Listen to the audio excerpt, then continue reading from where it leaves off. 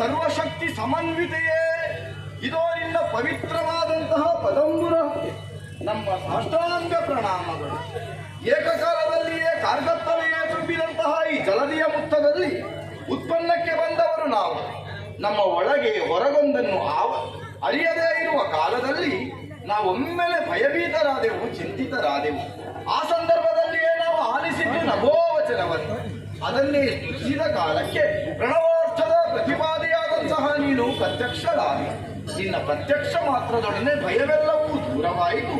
ಭವಿತವ್ಯೇನು ಎನ್ನುವುದನ್ನು ಅರಿಯದಾದೆವು ತಾಯಿ. ನಾವು ಮೂವರು ಒಂದಾಗಿ ನಾವ್ಯಾರೆಂಬಂತಹ ತರ್ಕದಲ್ಲಿರುವ ವೇಳೆಗೆ ಕೇಳಿಸಿದಂತಹ ನಭೋವಚನ, ಅದನ್ನೇ ಸ್ತೌತ್ಯವೆಂದು ಪರಿಗಣಿಸಿದಂತಹ ವೇಳೆಯಲ್ಲಿ ನಿನ್ನದಾದಂತಹ ದಿವ್ಯ ದರ್ಶನ ನಿನ್ನಲ್ಲೇ ಯಾಚಿಸ್ತಾ ಇದ್ದೇವಮ್ಮ. ನಾವು ಯಾರು, ನಮ್ಮಿಂದ ಇನ್ನು ಮುಂದಕ್ಕೆ ಆಗಬೇಕಾದಂತಹ ಘನಕಾರ್ಯಗಳಾದರೂ ಯಾವುದು ಎಲ್ಲವನ್ನರುವುದರ ಮುಖೇನ ನಮ್ಮ ಮೂವರನ್ನು ಸಂಪ್ರೀತಿಯಿಂದ ರಕ್ಷಣೆ ಮಾಡಬೇಕಮ್ಮ. ಹೌದಮ್ಮ, ಕತ್ತಲೆಯೇ ತುಂಬಿದ ನಮ್ಮ ಅಂತರಂಗಕ್ಕೆ ಜ್ಞಾನವೆಂಬ ಬೆಳಕನ್ನು ನೀಡಿದವಳು ನೀನಲ್ಲ ಧನ್ಯರಾರಿ ಎಂದು ಹೇಳು ಅಮ್ಮ. ಮುಂದೆ ಏನು ಎನ್ನುವುದನ್ನು ಅರಿಯದೇ ಇದ್ದೇವೆ. ಸಕಲವನ್ನು ತಿಳಿಸಿ ನಮ್ಮ ಮೂವರನ್ನು ಹರಸಿ ಕೊರೆಯಬೇಕಮ್ಮ.